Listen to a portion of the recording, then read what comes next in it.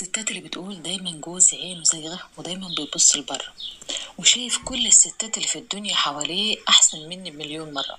النهاردة أنا هقولك ازاي تخلي جوزك يتهبل عليكي، ازاي تخلي جوزك دايما ما يبصش بره، ده ازاي تخلي دايما انتي في المقام الأول. انت زوجته وحبيبته وصديقته، فاللي بالطبع لازم تكوني في المقام الأول. السلام عليكم ورحمة الله وبركاته، بسم الله والحمد لله والصلاة والسلام على رسول الله. خلينا متفقين، الراجل لما بيشبع من مراته وخلاص بقت روتين عادي في حياته، دايما موجودة وضامن ان هي موجودة علشان بتحبه، وطبعا كل طلباته مجابة. نعم، حاضر، من عينيا، هجيب لك، هعمل لك، حتى لو بتيجي على حساب نفسها وعلى حساب مشاعرها وعلى حساب كرامتها علشان خاطر الباشا يبقى كويس ومبسوط قوي. فلازم يبص بره. النهارده هقول لك ازاي تخليه تهبل عليك وتفضلي جواه. هقول لك ازاي ما تخليش جوزك يشبع منك وفي نفس الوقت ما يبصش بره ولا يشوف غيرك. هقول لكم على حاجه، الانسان فينا او اي حد فينا لما بيفضل ياكل دايما حلو حلو حلو، لازم يحس ان هو في يوم كده عايز ياكل حاجه حادقه، حاجه حرشه كده تفتح نفسه، تغير يعني طعم بقه زي ما بنقول عندنا بالمصري كده.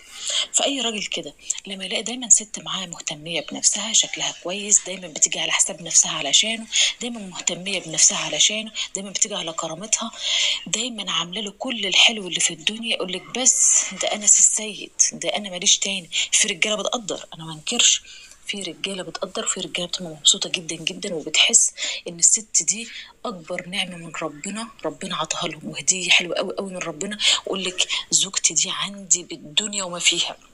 تمام كده.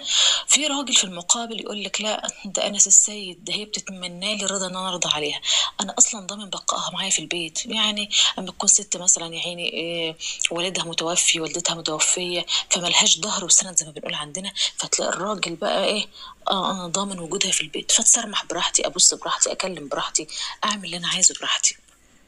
فبالتالي فتلاقي دايما شايف نفسه عليها.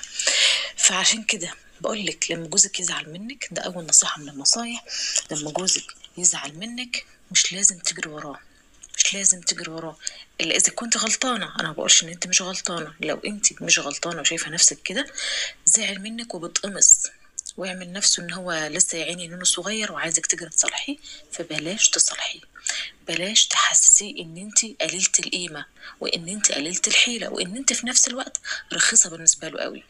انت غلطتي، الست اللي بتعتذر لما بتغلط او الراجل كمان اللي بيعتذر وقت ما بيغلط، ده بتبقى قوة نفس، قوة نفس، بتبقى طيبة من الواحدة أو من الواحد اللي بيعتذر، مش لازم يكون ضعف منه خالص. فمادام أنت شايفة إن جوزك ما بيقدرش تضحيتك، شايفة إن جوزك بيعاملك كأنك أي سلعة قليلة في البيت عنده، فبلاش تيجي على نفسك وتجرح كرامتك قوي. فعودي من الاول، والكلام ده كمان للعرايس لسه الجداد، اللي انت لسه بتعلمي جوزك ازاي يبقى معاكي وبتطبعيه على الطبع ده. انت ما غلطتيش واتقمص وعايز يعمل نفسه نونو زي ما انا قلت لك، يبقى مع نفسك يا حبيبي يومين ثلاثه اسبوع زي ما تيجي تيجي لحد ما تيجي تراضيني، ما دام انت اللي غلطت. تمام. في الفترة دي بقى اللي هو مخصمك فيها دي، عايزاكي تهتمي بنفسك كويس جدا جدا جدا. البسي احلى لبس عندك، البسي، خليكي اخر شياكه زي ما بنقول.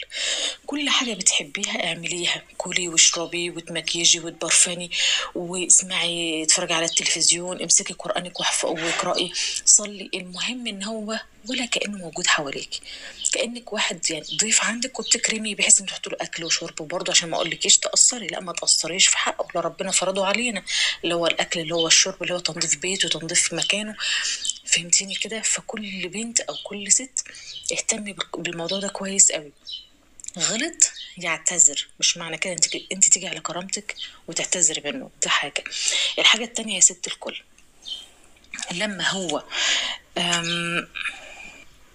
في حاجة نسيت أقول لك عليها، لما يكون مزعلك زي ما قلت، في رجالة بتيجي تتبارد، يعني اللمس والحوار. طب أنا عايزك في علاقة مثلا في الكلام ده، فطبعا أنت نفسيتك مجروحة أو زعلانة، فحاولي إن أنت ترفضي. تمام كده. طيب لما يكون جوزك بقى مفرحك، مثلا جايب لك هدية حلوة حتى لو وردة، أنا ما بقولش لحد هات هديه اللي هي القيمه الكبيره اللي انت ما تقدرش عليها او كده، او انت يا زوجه اطلب من زوجك حاجه فوق طاقته، لا انا ما بقولش كده، حتى لو ورده، حتى لو كلمه حلوه. تمام. المهم ان جوزك مفرحك، ففرحيه ودلعيه في الوقت ده جدا جدا جدا على قد ما تقدري، اعملي كل حاجه هو نفسه فيها زي ما بنقول. في الوقت ده فرحان فرحيه ما دام مفرحك معاه. تمام كده. لكن ما يكون مزعلك يعني خلي كل الطلبات مجابه ما عدا اللمس. وفي الوقت ده زي ما قلت لك اهتمي بنفسك زياده اضعاف مضاعفه. تمام كده. لما يراضيكي بقى، لما يجي يراضيكي مش من اول كلمه كده تدبي زي المدفع طب خلاص ولا كأن حاجه حصلت. وبالذات لما يكون في مشكله كبيره او جرح كبير. تمام كده. عرفتي لما يكون الجرح كبير او المشكله كبيره وفي غلط او اهانه كتير مش من اول كلمه ترضي. لازم تعملي لنفسك شويه كرامه. انا عارفه انت من جواكي تقولي انا مبسوطه جدا ان هو بيراضيني حتى لو باقل كلمه النهارده. صدقيني ما دام هتعوديه على كده ان انت باقل كلمه ترضي حتى الجرح لو كان كبير قوي، صدقيني بعد كده هيجرحك حتى لو ممكن يخونك وفي نفس الوقت يقولك عادي كلمتين برضيها. فهمتي؟ فدايما خلي لزعلك قيمه، خلي لزعلك قيمه. يعني بيبقى عارف ويخاف ان هي لما بتزعل ما اقدرش اراضيها بسهوله. وفي نفس الوقت ما تتشدديش قوي. يعني مش تقعدي 4 5 ايام يفضل يحايل فيكي ويصالح فيكي وانت تفضلي متعمده ومتزمته. فخليكي دايما خير الامور الوسط، خير الامور الوسط. لا تيجي على كرامتك قوي وتنزلي نفسك ولا ان انت تفضلي رافعه نفسك في السماء. فهمتيني كده؟ فخليكي في الوسط دايما. في حاجه كمان كنت عايزه اقول لك عليها لكل البنات المتجوزه جديد ولكل ستات، دايما خلي طباعك قدام جوزك كويسه. في ستات لما بتقعد مع جوزها تقول خلاص ده جوزي ده حلالي، اعمل كل المتاح قدامه واعمل كل اللي انا عاوزاه. تمام. فتقعد بطريقه شكلها مش حلو، تاكل اكل مش حلو بطريقه مش حلوه. فاهميني كده؟ يعني بيبقى في بعض البنات مثلا لها مواقف ان هي بتقعد قاعده غلط مش ما تعجبش راجل. بتاكل بطريقه مش حلوه، بتفتح بقى اثناء الاكل، حاجات كده. تمام. فكل بنت او كل ست اضرب اللي انا بقول. فخلي ليكي دايما برستيج. يعني إيه طريقه معينه حلوه كده في الاكل. زي الخطوبه بالظبط، انت شوفي انت كنتوا بتهتمي ازاي بنفسك ايام الخطوبه ان انت ما يطلعش منك حركه غلط، ما يطلعش منك كلمه غلط، ما يطلعش منك اسلوب غلط. فحاولي دايما خلي قدام جوزك نفس الاسلوب ونفس الطباع اللي خدوا عنك في ايام الخطوبه، هو ده نفس الاسلوب والطباع اللي موجود دلوقتي. تمام. لكن ما تاخديش راحتك على الاخر في القعده وفي الكلام وفي الشرب والحوارات دي. فخليكي دايما في كانك برضو يعني تحسي ان انت مراقبه، مش تدي الامان الكامل او الثقه الكامله للانسان اللي قدامك. فخليكي دايما تحسي ان انت مراقبه، فبالتالي هتحافظي على اسلوبك او على حركاتك كويس قوي. تمام. في حاجه كمان كنت عايزه اقول لك عليها. مش كل حاجة دايما قدام جوزك أهلي ده عم فلان ضرب عم مرات عمي، ده خالي شتم مرات خالي، ده أخويا عمل كذا في مرات أخويا، ده فلان وفلانة متخاصمين، ده فلان وفلانة هانوا بعض، ده فلان. ما تطلعيش دايما أهلك قدامه بصورة وحشة. اهلك اللي هم سندك اللي هو رماكي في اي وقت ما تطلعهمش دايما بصوره وحشه او في اي وقت بصوره وحشه قدامه، علشان ما يرجعش بعد كده يعايرك.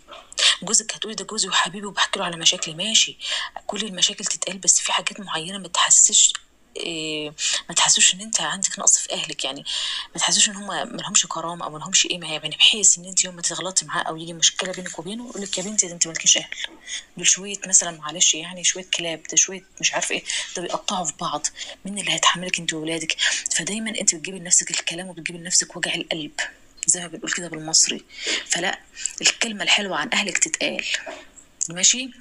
الكلمة الوحشة خليها في قلبك وداري عليها واستوري، عشان ما ترجعيش بعد كده تتعايري بيها فيما بعد. معلش احنا كل واحدة فينا عايشة مع جوزها، يعني في لحظة يرميكي براه، في لحظة انت طالق، في لحظة. فاحنا ليه ما تديش دايما الطبع الوحش عن اهلك قدام جوزك؟ خليك دايما ذكية في الموضوع ده. كمان اخر حاجة معايا النهاردة، لما جوزك يتزنق في الفلوس، انت معاكي فلوس لكي مرتبك الخاص مثلا، او باباكي بيساعدك او مامتك بتساعدك، المهم مش اول ما جوزك يتسند بفلوس زنقه عاديه خفيفه كده، طب خدي يا حبيبي مثلا حته الذهب دي بيعها، طب خدي يا حبيبي مثلا الفلوس اللي انا كنت محوشاها خدها. لا، ادعميه معنويا في الاول كده، يبقى دعم معنوي. لكن الدعم بالفلوس ده سيبيه متاخر خالص لما تحس ان خلاص الزنقه بلغت عنده الحلقوم بقى. فهمتي؟ لان بعد كده كل ما يفكر يتزنق في ثواني يقول لك مراتي بقيتي البنك بالنسبه له، ما بقيتيش الانوثه الكامله بالنسبه له، انت بقيتي البنك بالنسبه له. فبالتالي مش هيتعب نفسه اصلا في التفكير، عارف ان انت خلاص بتحل المشاكل اللي وراه. فزي ما قلت خليكي دايما في النهايه خالص ده اللي تعملي بيه تفك زنقته فيه خلاص، لما يكون خلاص النهايه جت زي ما بنقول يعني. غير كده بس دعم معنوي، معلش يا حبيبي ربنا هيعدلها، ربنا هيفكها بكلام حلو وبس. خلاص شفت الزنقه جت خالص، ادعمي ماديا بس مره وبس. فاهمين؟ فاعملوا بالنصايح دي، ان شاء الله هتلاقي جوزك مختلف تماما معاكي، دايما هيجري وراكي، دايما خليكي بنت تقيله ورزينه كده. بلاش الهبل بتاع البنات اليومين دول والعشق والحاجات الكلام ده. استودعكم الله والسلام عليكم.